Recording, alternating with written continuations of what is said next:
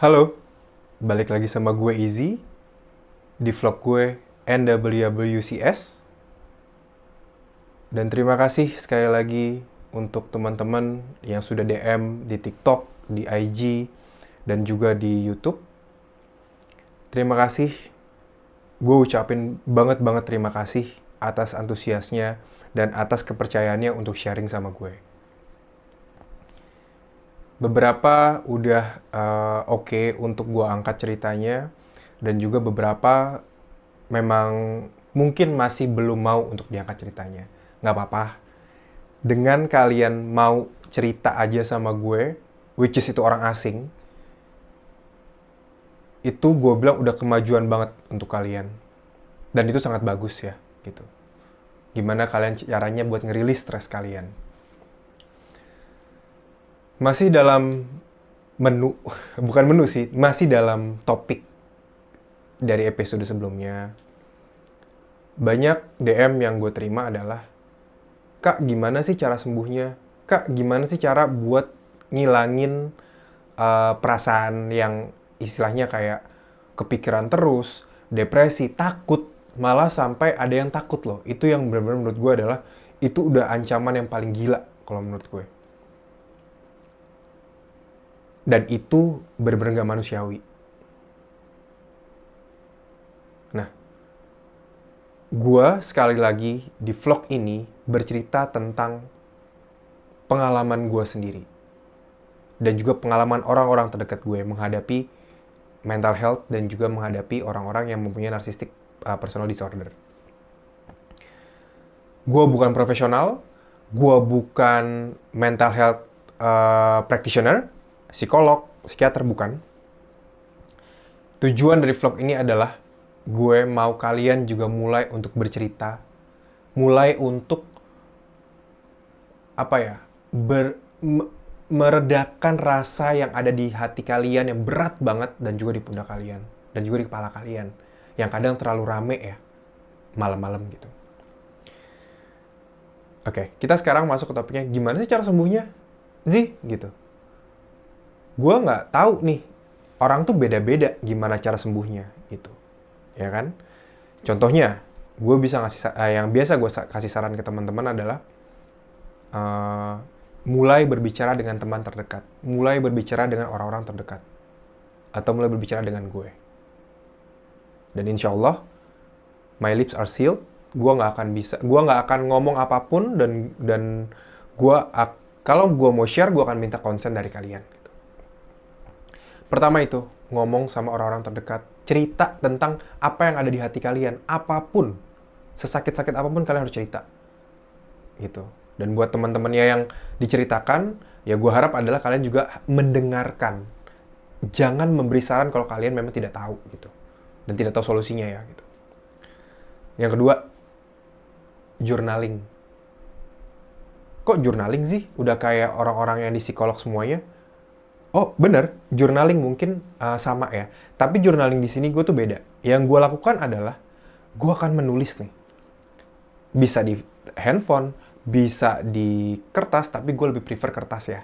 Karena setiap goretan tangan gue itu punya power tersendiri. Terus apa sih yang gue tulis? Gitu. Kalau pasangan lo berbuat jahat sama lo, dan seperti yang ada DM-DM, sudah terlalu kasar dan sudah terlalu mengancam nyawa semuanya, tapi kalian tuh masih dalam emotional trap, dan kalian tuh pengen pergi tapi nggak bisa, tapi udah pergi tapi masih kepikiran gitu, gua akan tulis semua perlakuan dia yang kasar-kasar ke gue, perlakuan dimana dia merendahkan gue, perlakuan dimana dia benar-benar tidak menghargai gue sama sekali, perlakuan dimana dia bilang kalau gue itu nggak berharga, perlakuan dimana gue diinjek-injek dia tanpa dia merhatiin perasaan gue. Itu yang akan gue tulis.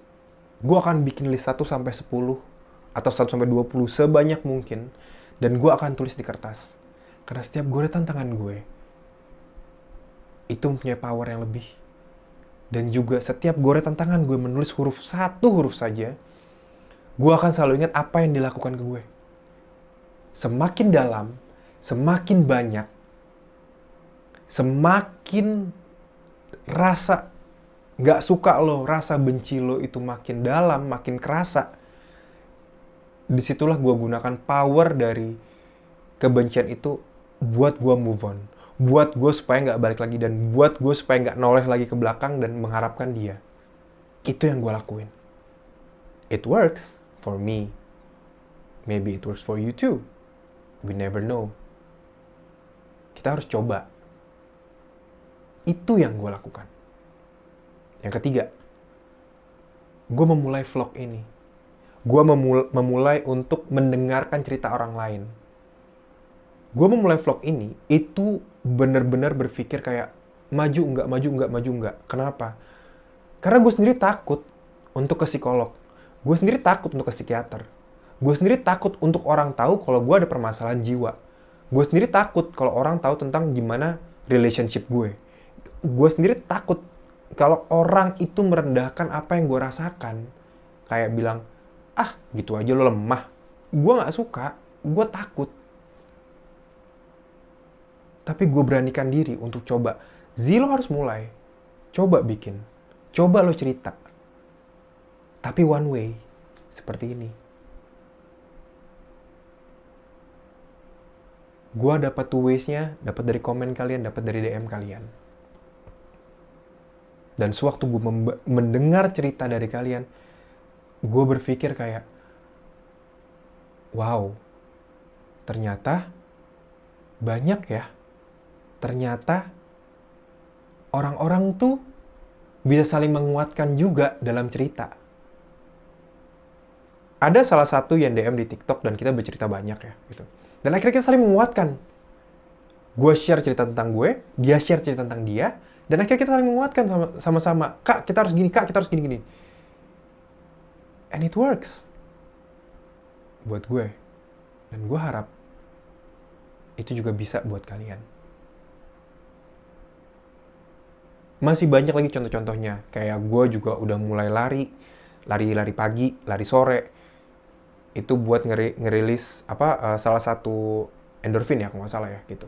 Untuk supaya kita bisa dopamin untuk bisa menciptakan rasa senang semuanya, dan stres itu lama-lama terkikis lah gitu. Anxiety juga lama-lama terkikis. Olahraga gue juga, gym.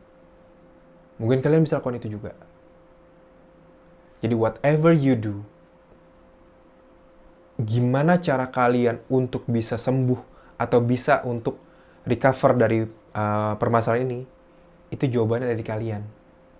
Apa yang ngebuat kalian suka, itu kalian lakuin. Itu kalian dalemin. Seperti yang gue lakukan sekarang. Gue suka berbicara depan umum, gue suka berbicara, dan akhirnya gue jadikan vlog ini.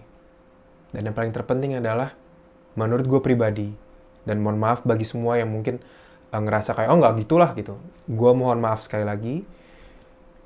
Yang gue rasakan adalah setiap gue journaling, setiap gue nulis apa saja perlakuan jahat dia ke gue, dan gue baca waktu gue kangen, atau waktu gue kepikiran, atau gue tiba-tiba snap aja lah gitu, kelihatan kayak, aduh kok tiba-tiba kepikiran ya, tiba-tiba gini ya. Itu kan gue baca lagi tuh ulang-ulang. Dan itulah fuel gue untuk bisa move on. So I think that's it for this episode.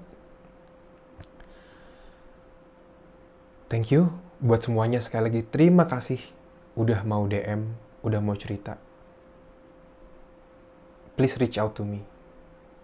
Dan please, kalau kalian memang sudah dalam keadaan yang mencekam, dan juga kalian dalam keadaan yang benar-benar sudah putus asa, reach out juga ke profesional, ke psikolog.